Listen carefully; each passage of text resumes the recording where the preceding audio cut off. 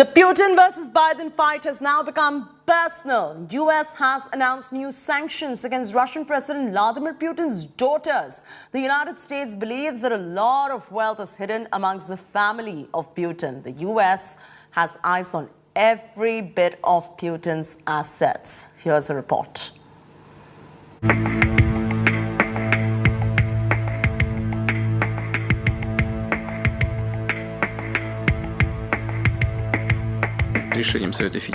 The US is now hitting Putin where it hurts most. An economic squeeze on his family through sanctions on his daughters Maria and Katerina is the latest American move to punish the Russian president. Our message to those who continue to enable the Russian regime through their criminal conduct is this: it does not matter how far you sail your yacht. It does not matter how well you conceal your assets. It does not matter how cleverly you write your malware or hide your online activity. The Justice Department will use every available tool to find you, disrupt your plots, and hold you accountable. Putin's family lives far away from the limelight, maintaining a very low, almost secretive lifestyle. The US believes that a lot of Putin's wealth is hidden among his family members and oligarch friends. As Russia and its aggression continues, we have our eyes on every yacht and jet. We have our eyes on every piece of art and real estate purchased with dirty money, and on every Bitcoin wallet filled with proceeds of theft and other crimes. Together with our partners around the world, our goal is to ensure that sanctioned Russian oligarchs and cybercriminals will not find safe haven. The new set of sanctions by the US also target the wife and daughter of Russian Foreign Minister Sergei Lavrov.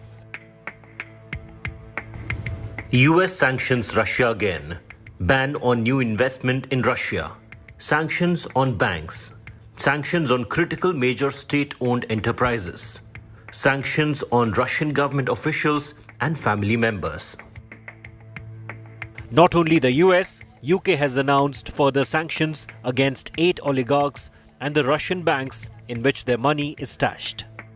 What's very clear is that the call for sanctions are getting personally close to Putin. Bureau Report, India Today. The war in Ukraine has entered 43rd day and there is no end to Russian hostilities. On Wednesday, Ukraine warned the residents of eastern Ukraine to evacuate Kharkiv, Lugansk and Donetsk immediately or risk death.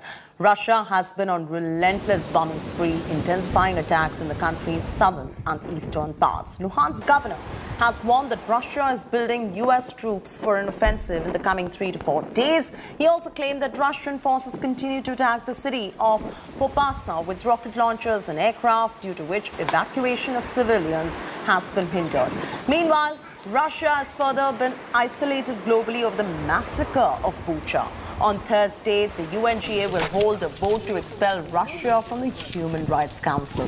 This is, of course, coming in days after Zelensky spoke at the United Nations Security Council and demanded Russia's expulsion from the UNSC. Russia has called the killings at Bucha to be orchestrated to derail peace talks. Gaurav Sawant is now joining us live from Ukraine, reporting from the eye of the storm, bringing you up to speed with the latest developments as far as war is concerned. Gaurav, let's begin with a very interesting news that trickled in today, is about how this war between Russia and US, the Cold War rather, is becoming personal. US imposing sanctions is one thing, but then sanctioning Putin's daughter is the interesting one. How do you read this development?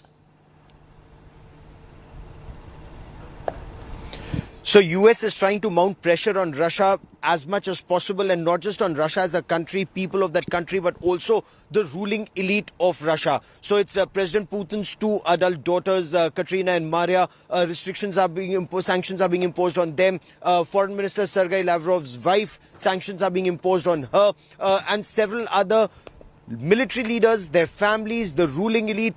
This is what the United States has announced and is in the process of doing. The aim is that those who are involved directly in the war in Ukraine, they should feel the pinch, their families should feel the pinch, and not just the people of Russia at large. They've been feeling the pressure for the past, close to 40 days now, when sanctions were imposed on Russia after the invasion of Ukraine. But the current regime pressure is to ensure that the ruling elite also feel the pressure. The oligarchs feel the pressure. United States has mounted pressure on Spain, for example, to seize yachts of several oligarchs and their families. And on a US request, Spain has done that. Similarly, in the United Kingdom, a lot of assets are being frozen and seized as of now. Information is being sought. International intelligence agencies, they are coming together to seize assets and give information about assets of oligarchs and their families, and they are being seized. So this is a pressure that is being mounted by America on one side, but countermeasures as far as Russia is concerned, they are trying to move forward.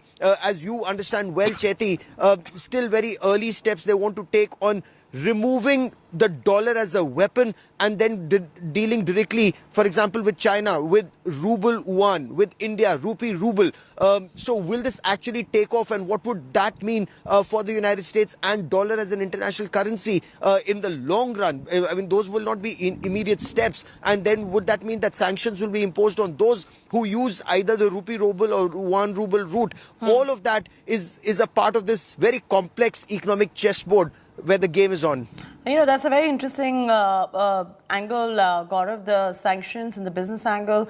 Let's also get a sense from you, since you're reporting from the war zone, in terms of pan-Ukraine and where the situation stands as far as the offensive is concerned. Over to you. So, Chetty, on day 43, there are a lot of developments that have taken place late last night. For example, the government here in Ukraine has asked people in Kharkiv and Mariupol towards the east and the south to evacuate as quickly as possible, especially after what happened at Irpin, in Bucha, in Hostomel. We're just reporting a story about how 11 bodies were recovered from a garage in Hostomel. We are reporting about the barbarism that was seen in Bucha. And India Today reported firsthand about how bodies were found strewn on streets in Bucha, how there are landmines and anti-personnel mines and anti-tank mines on the streets of Bucha that are now being removed by the army here. They fear the same could happen in the days and weeks ahead in Kharkiv and Mariupol, and that is why they're asking people to evacuate those places as quickly as possible. More than 1.4 lakh people trapped in Mariupol. A number of them were able to come out because of the humanitarian corridor to Dnipro. Many others could not, and Dnipro also now is in the line of Russian fire, is what Ukrainian authorities tell us. So evacuation is their top priority. The fight intensifying in the east and the south is the other big fear, where Kherson and the Black Sea fleet of the Russians are targeting land from sea. So this battle is intensifying militarily in the south and the east, and diplomatically elsewhere. You're saying the battle is intensifying and the stage 2 of the military offensive is already underway, Gaurav. When the entire world at this point hoped for de-escalation, does it now look like it's only further likely to escalate going forward? Would that be a fair assessment? Because you're right there and you know the situation in terms of how it's looking.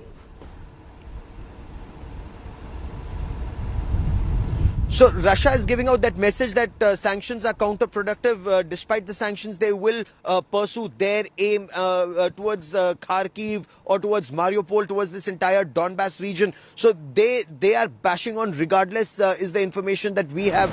There hasn't been any let-up in operations. Ukraine is fighting back and fighting back hard to recover pockets in Mariupol. Their aim is to recover all of Mariupol in the Donbass region.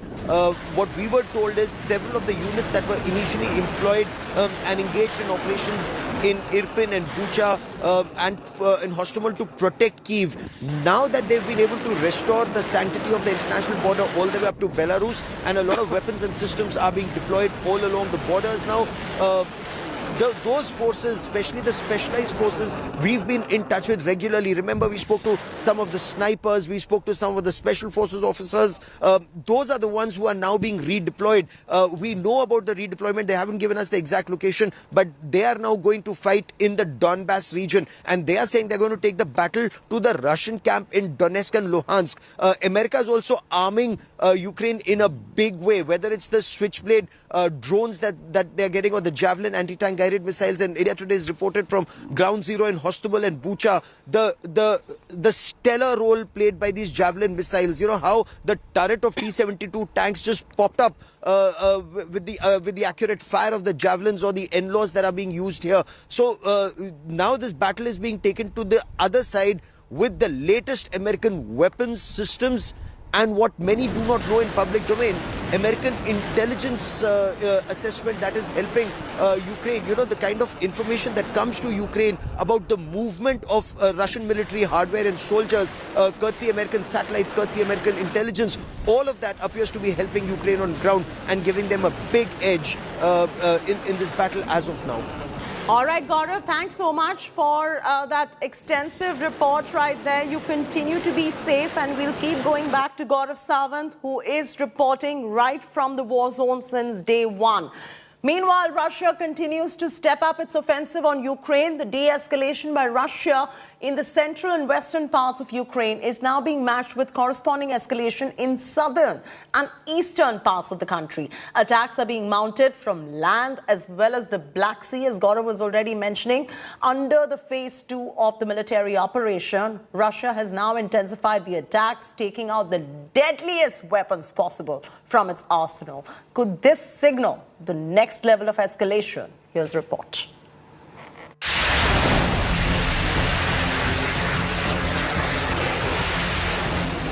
Caliber cruise missiles lift off from a small Russian Navy ship in the Black Sea, aimed at 7 different targets in southern Ukraine.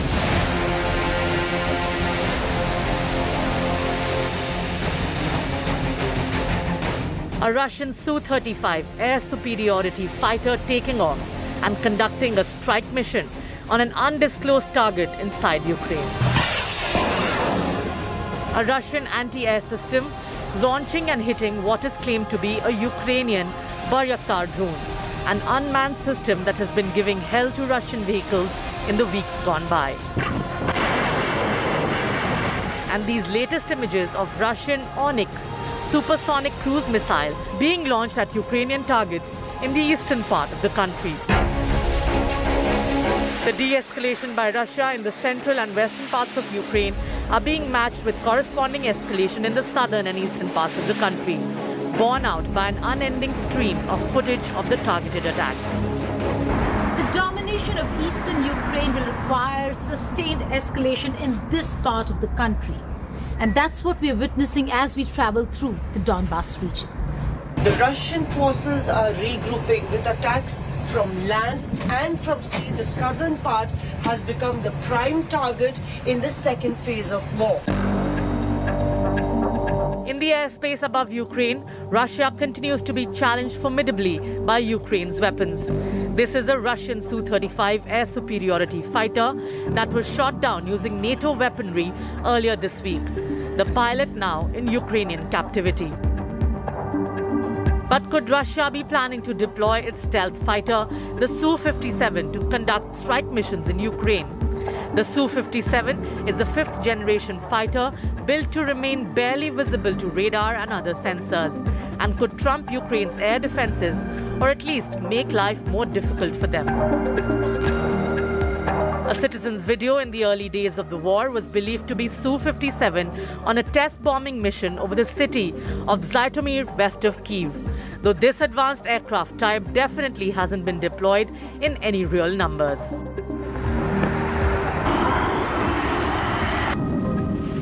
With Putin narrowing his attacks to the southern and eastern parts of Ukraine, the strength of Russia's military could become more concentrated. With thousands of square kilometers of Ukraine already laid to waste, could what come next be Putin's most decisive escalation? With Mausami Singh in southern Ukraine and Geeta Mohan in eastern Ukraine, Bureau Report, India Today. Who is the real butcher of Bucha? Mass graves, bodies lined up on the roads have put the global spotlight on the suburb of Ukrainian capital. In fact, India Today was the first television channel to reveal the real horrors of Bucha. Gaurav Sawant was the first Indian journalist reporting from this epicenter of war. Now, India too has condemned the killings in Bucha and called for an independent probe. This even as Ukraine and Russia continue to hurl allegations and counter allegations at each other. Take a look.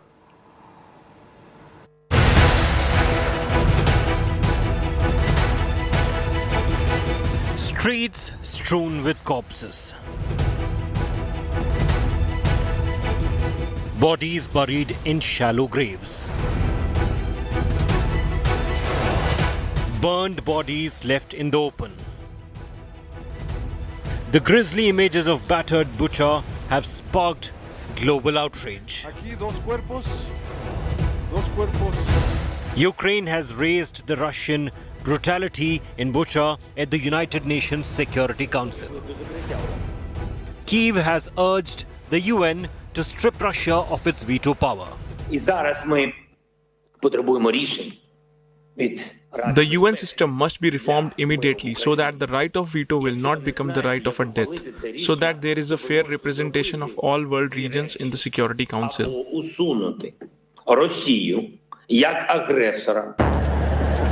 After India today reported the barbaric killings, New Delhi joined the world in slamming the killings. India Today report resonated in the parliament when External Affairs Minister S. Jaishankar, without naming Russia, expressed deep anguish over the bloodbath, calling for an independent investigation and immediate end to hostilities. We strongly condemn the killings which have taken place there. This is an extremely serious matter, and we support the call for an independent investigation. We encourage talks between Ukraine and Russia, including at the level of their presidents. Prime Minister has spoken to them both himself in this regard. This was precisely the message that was conveyed to Russian Foreign Minister Sergei Lavrov when he was in Delhi. If India can be of any assistance in this matter, we will be glad to contribute. Moscow is facing global revulsion and accusations of war crimes after the Russian pullout from the outskirts of Kyiv revealed horrors inflicted on the civilian population. The UK has urged G7 to ban Russian ships and set a timetable for oil and gas exit. On Thursday, I will be urging our NATO and G7 partners to go further in sanctions by joining us in banning Russian ships from our ports, cracking down on more Russian banks, going after industries that are filling Putin's war chest, like gold, and agreeing a clear timetable to eliminate imports of Russian oil, coal and gas. Germany, France and Spain have expelled dozens of Russian diplomats following the Bucha killings. I announced that this morning we have decided to expel Russian diplomats and staff from the Russian embassy in Spain, who represent a threat to the interest and security of our country. The United States is seeking to expel Russia from the UN Human Rights Council. Yes, the president does not believe, he believes it's ludicrous for Russia to be a member of the Human Rights Council. And certainly the ambassador spoke to this today, and while she was on her overseas trip, and she will continue to make the case in her role when she returns to New York. Russia has rejected all the charges. Kremlin claims Bucha is a monstrous forgery aimed at maligning Russia. In the entire course of events, a huge amount of data, facts and other parameters do clearly witness that this is a forgery conducted to try and smear the Russian army. It will not work. Russia is facing other grave charges too. The UN has accused Russia of using cluster bombs in Ukraine. OHCHR has received credible allegations that Russian forces have used cluster munitions in populated areas at least 24 times. Cluster munitions pose an immediate threat to civilians during a conflict. Such bombs randomly scatter submunitions or bomblets over a wide area. The Convention on Cluster Munitions is an international treaty that prohibits all use, transfer, production and stockpiling of cluster bombs.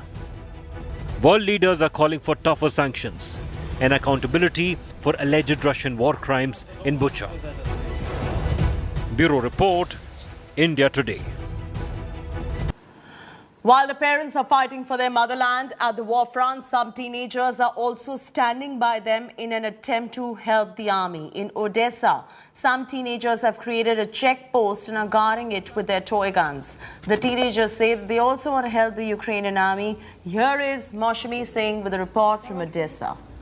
On our way on the outskirts of Odessa, we hit this barricade and which was manned by these two youngsters, Ivan and Maxim. You can see both of them holding their toy guns. Yes, those are toy guns, but they have prepared this check post by themselves. In fact, they wanted to do it, and in participation with the civil defense here, they have prepared this entire check post. So you see, they are wearing a uniform, synchronized with the jackets and sweatshirts.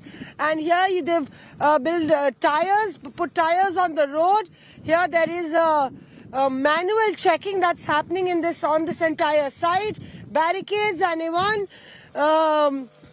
all this done by you all the children? Это была моя идея построить этот блокпост. Мы гуляли с моими друзьями, нам стало мы увидели в интернете, что Ivan is talking about the way he's created this entire thing. What did he say, Olga? Ivan has told that it was his own idea. When war started, they saw our army, they saw everything in the network, and they have decided that they need to help our army as they can. Their children, they made it themselves. They asked, of course, adults helped them with everything to construct this, but the idea was child's.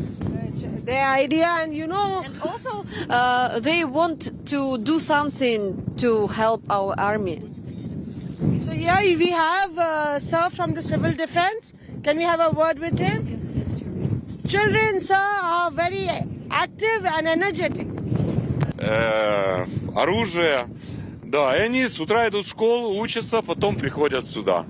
Importantly, your big message. Olga, what did sir say? He said that people in Ukraine, before this war, there were a lot of nationalities who lived in Ukraine in peace. But when war starts, all these people of different nationalities, in Odessa region there are more than 200 nationalities, different nationalities, and they became one nation, yes. People gathered together. They are ready to help each other. They are ready to protect our earth. Because people want to be independent. Ukraine wants to be an independent country. It was before Russian aggression. And even these children, they understand that this is important. It's like a game for them. Yes, it's like a game, but they love their homeland. Батько наш Бандера, Україна мати, ми за Україну підем воювати. Батько наш Бандера, Україна мати, ми за Україну підем воювати. Героям слава! Слава нации! Смерть ворогам! Україна! Понад усе! Truly, this is a undying spirit of Ukraine, relentless. And, even as we talk, these are cold winds, cold winds are blowing. Come on, Ivan, show us your bunker. So we'll take a look at Ivan's bunker created by children at this children's checkpost.